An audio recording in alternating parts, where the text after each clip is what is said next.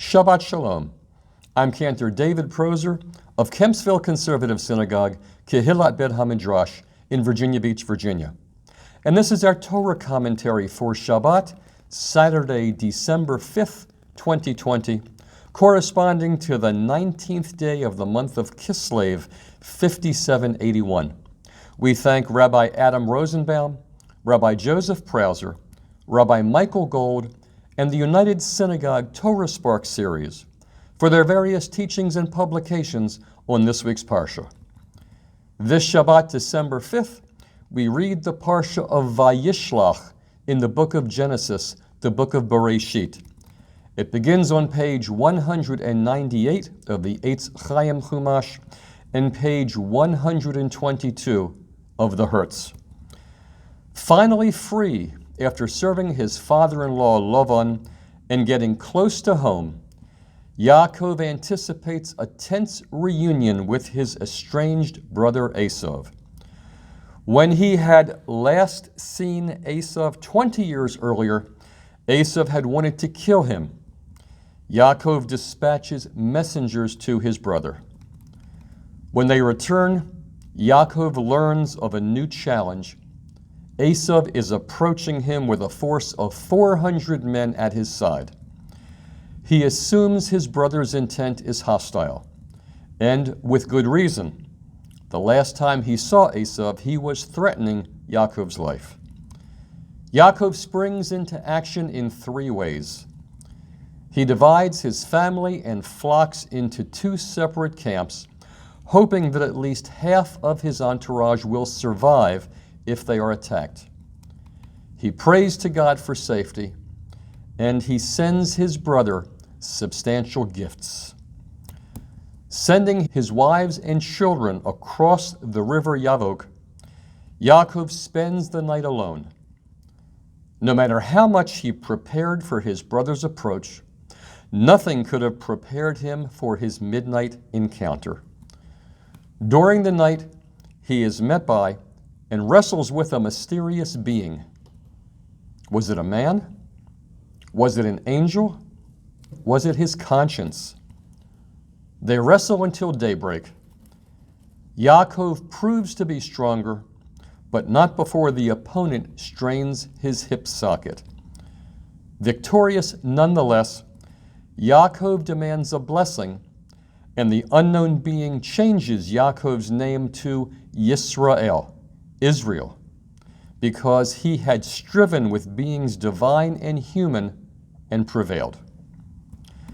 As an aside here, our Midrash links Yaakov's hip injury to the prohibition against eating an animal's sciatic nerve, which leads to the practice known as trabeling meat as part of the kosher meat preparation process. Limping back to his camp, Yaakov sees Esav and his party approach. But instead of attacking, Esav arrives with open arms, kisses Yaakov, and speaks of journeying together. Yaakov remains polite but cautious, insisting that Esav accept his gifts and asking to travel behind Esav's party rather than together because of the slow pace that traveling with wives, children, and flock would cause. Although he at first declined, Esav accepts Yaakov's substantial gifts, and the two brothers part ways peacefully. Yaakov and Esav will reunite only once more to bury their father, Yitzchak, Isaac, when he dies at the age of 180. Yaakov heads to the north of Canaan, the land we know as Israel today, and purchases a plot of land near Shechem. Its crown prince, also named Shechem, the son of the Hivite chief Hamor, abducts and rapes Yaakov's daughter Dinah. Shechem desires to marry Dinah, and Hamor asks Yaakov for a diplomatic arrangement, proposing that the Hivite and Israelite clans marry one another. This would permit Shechem to marry Dinah, for whom they offer an exorbitant bride price. Yaakov's sons duplicitously consent to this arrangement and advise Yaakov to approve the request, provided that the Hivite males be circumcised. The terms are accepted. Little does Yaakov know that two of his sons, Shimon and Levi, plan to slaughter the Hivites and pillage their city as they are recovering from their circumcisions. To Yaakov's expression of dismay, Shimon and Levi respond indignantly, "Should our sister be treated like a whore?" God tells Yaakov to go to Bethel and build an altar. Yaakov does so and expresses his gratitude to God at the very spot where he had prayed for divine protection 20 years earlier. This was the site where he stopped on his way to Haran, dreamt about the angels ascending and descending the ladder, had his initial encounter with God, and erected a monument there. God appears to Yaakov again, confirms his new name, and once again reaffirms the covenant. Rivka's nurse Deborah dies and is buried. While heading south from Bethel, Yaakov's beloved wife Rachel dies while giving birth to her second son and is buried in a roadside grave near Bethlehem. She calls her son Ben-Oni, which means son of my troubles. But Yaakov wisely and sensitively changes it to Benjamin, child of strength.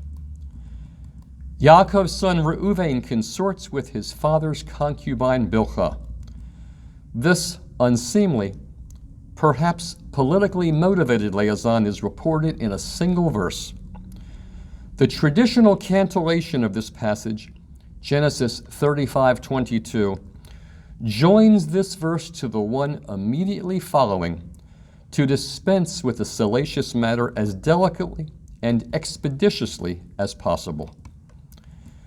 Yaakov travels to Hebron, where Yitzchak dies at the age of 180 and is buried by Yaakov and Esav in a memorial tribute reminiscent of Yitzchak's and Ishmael's coming together to bury Avraham. The Parsha concludes with a genealogical list of both Yaakov's and Esav's descendants and the family histories of the people of Seir, among whom Esav settled. The Haftorah from this week is the book of Obadiah, chapter 1, verses 1 to 21, beginning on page 222 of the Eitz Chaim Chumash and page 137 of the Hertz. This Haftorah consists of the entire brief book of Obadiah, the prophecy of a message of judgment and promise. According to the Eitz Chaim commentary, the judgment focuses on the nation of Edom, whose downfall is proclaimed for their treachery against their brother Israel during the siege and destruction of the first temple. The theme of promise is addressed to Israel, calling on the house of Jacob. On the day of doom, they shall wreak judgment on Mount Esav. The renewal of the ancient rivalry between Yaakov, the nation of Israel, and Esav, now the nation of Edom, will again result in the loss of the elder brother's patrimony. The relationship between the Haftorah and this week's Torah Parsha is the reflection of the opposition between the two brothers in the story of Yaakov and Esav. The bitter enmity of the Edomites to Israel was particularly inexcusable because of their common descent. In the Torah reading, Yaakov and Esav separate in peace, with each brother going to his own separate land. The Haftorah takes us to near the end of the biblical period, after Israel was exiled from its homeland, and Edom participated in the downfall of the nation. The prophet indicts the nation of the elder brother with duplicity and arraigns him on charges of deceit. The roles of deceiver and deceived are now reversed, with fatal consequences for Edom. The prophet predicts Edom's destruction and disposition. Verse 21 has become an integral part of the daily morning liturgy.